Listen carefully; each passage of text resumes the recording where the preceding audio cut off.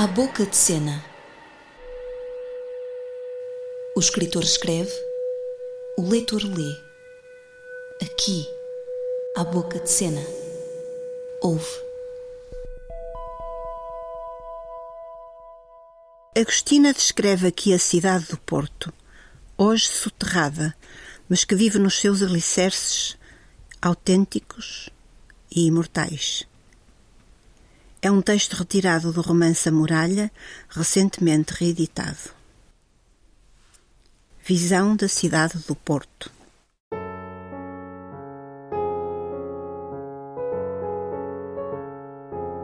Quem desce de Gaia com os olhos ainda presos à bonomia sólida e às vezes idílica dos subúrbios, ao seu mau gosto urbano e à sua vida comercial, em que se nota uma familiaridade de província, com o seu sabor de horta, com glicínias e água do poço, quem traz ainda consigo essa indiferença que as coisas felizes nos provocam, suspende-se de repente ao encontrar a face da cidade. Está ela como inclinada numa cordilheira, com o ar cativo, as faixas das ruas parecendo pendentes do casario desigual. A luz é doce, sobre os telhados de um vermelho estagnado, paredes de folha ferrugenta, cores de cimentos sujos e os verdes úmidos dos socalcos, onde outrora se talhavam talvez as vinhas, compõem uma expressão de profunda simpatia moral. Há naquela velhice de bairros cruzados e lôbregos, naqueles edifícios presidiais, uma paixão e um selo de resistência.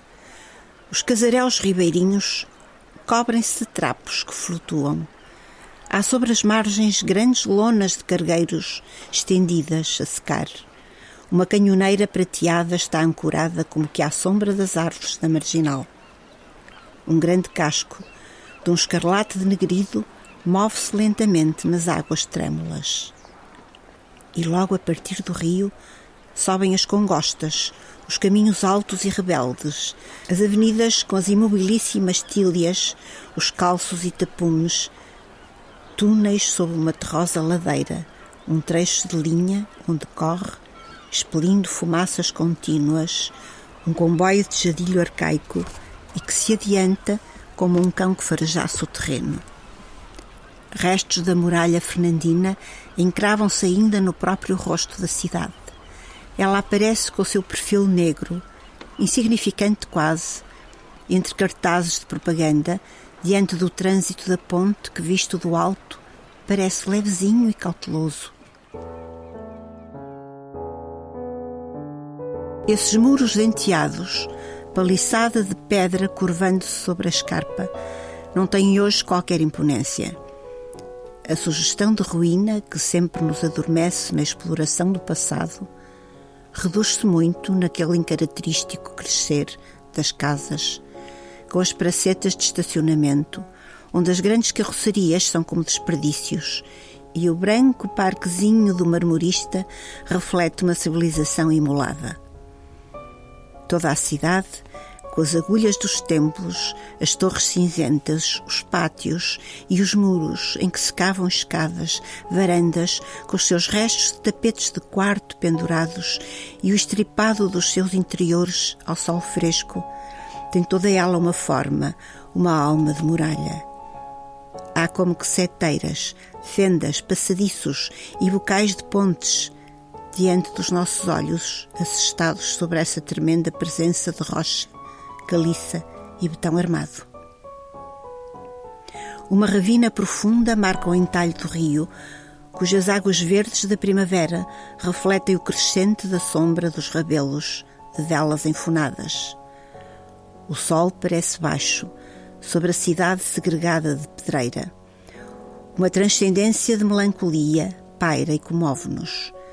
A muralha infunda em nós uma doce tristeza europeia, um orgulho de atividade, um desenho de pompas escravas, um sonho económico e uma impraticável fé de liberdade.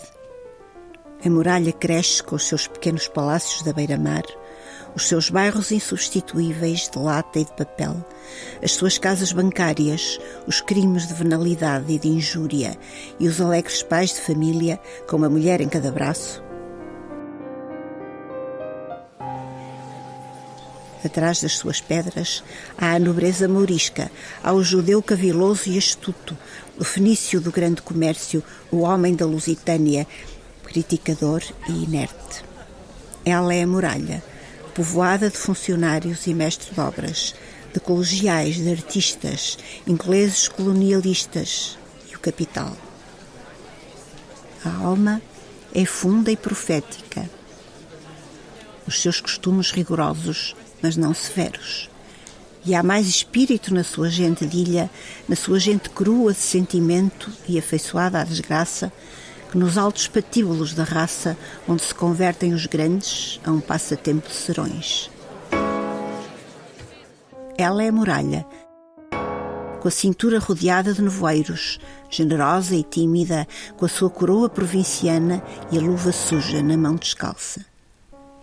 Quem desce de Gaia, sobre essa ponte desgrenhada de ferros, sente, na admirável e antiquíssima gravura, uma simplicidade dramática, como se ela contivesse uma só forma moral, apesar dos seus imbricados mundos de classes, dos seus preconceitos, das suas confidências, de vizinhança impassível a todas as leis, exceto a da não semelhança com o seu próximo.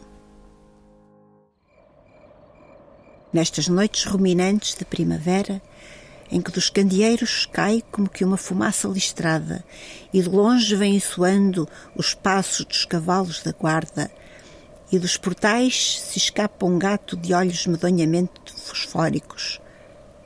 Noites em que uma poeira vertiginosa parece arrastar consigo todos os duendes da pobreza romântica, os velhos artistas que o burgo amou, os amadores de música que criaram para a cidade a sua auréola de conhecimento. Schubert e Grillparzer, de mãos dadas, não teriam conhecido melhor fascinação na sua Viena estimulante e melodiosa. Olhai essas reixas pesadas onde a sombra carrega o velho escarlate, e aquele ar perturbado de uma névoa profética e aquelas árvores que parecem transplantadas de outros caminhos, com as raízes rompendo o asfalto, e os musgos que nascem nos degraus da Esnoga ou de São Francisco, as fontes escorregadias, a noturna espera de uma mulher pintada e grave como uma estátua, e a quem um olhar indiscreto escandaliza, fazendo apressar o passo, corrido de maldições. Aos maus conselheiros, olhai o vento leste, que traz dos campos o cheiro da mata queimada, e o do oeste, que traz no seu ventre o mar.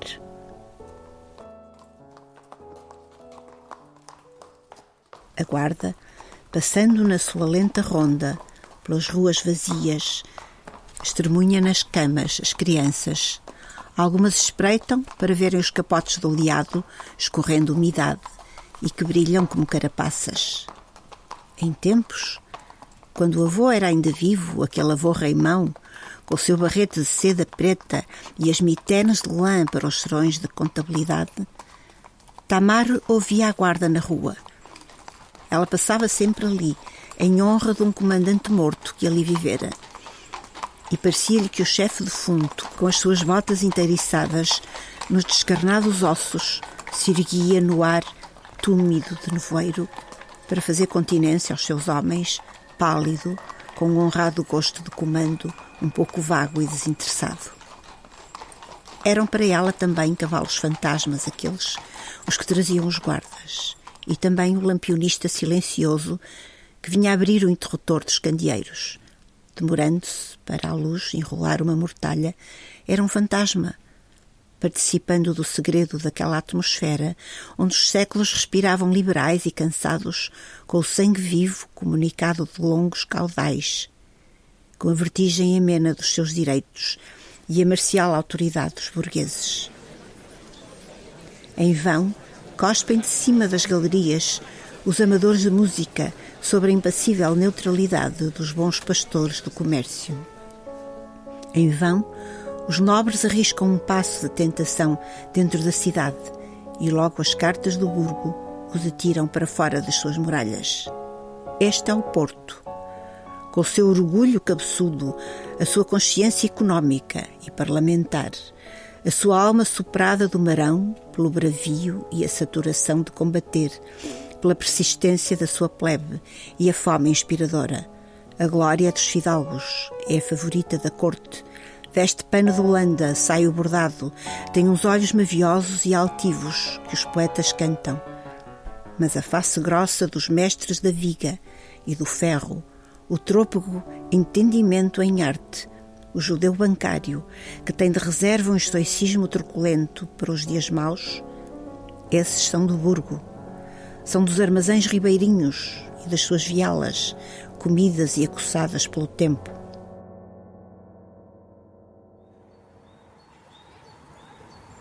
Às vezes, uma cara redonda, solcada de veias, ergue-se para olhar os ares, à volta das andorinhas. Caramba, como chegam cedo elas! É a sua lira, é o seu verbo que se expande. Mas há outros melhores. No seu trono de estrelas, o pai das aves, o rei, que traz na mão um estranho sinal de concórdia e cujo rosto não reflete nunca nem riso nem pranto, escutou a intenção desse bravo, a que só os homens podem chamar alvar e que os figurinos, de estudadas sombras, comentam com uma gargalhada. Mas, senhores, vamos ponderar. Então os museus cheios de coisas que apenas se valorizam para serem apontadas, afinal, como uma propriedade. As grandes almas esquecem depressa o sorriso botechiliano e o friso de um Praxiteles jaz sobre o olhar de um asmático vigilante, como a pedra mais caótica e mais vulgar. A intenção de amor, o cálido rebate pela presença autêntica de uma comunicação, perde-se na multidão, perde-se na discussão dos arqueólogos e no afã dos conhecedores. Quando chega a revoada das novas andorinhas e o burguês, saído dos seus atrozes pecados de vulgaridade, diz com uma espécie de gula sentimental: vão-me arruinar os telhados. Desperdiçando, porém, o momento para seguir o risco célere do seu voo, a intenção vibrou. Ele viu que elas, as aves, tinham sido criadas. Ver que as coisas foram criadas, despir as telas célebres dos séculos de admiração e soltar dos grandes pensamentos o peso terrível do seu prestígio. Vê-los palpitar com a sua verdade incondicional de criação. É todo o problema do amor.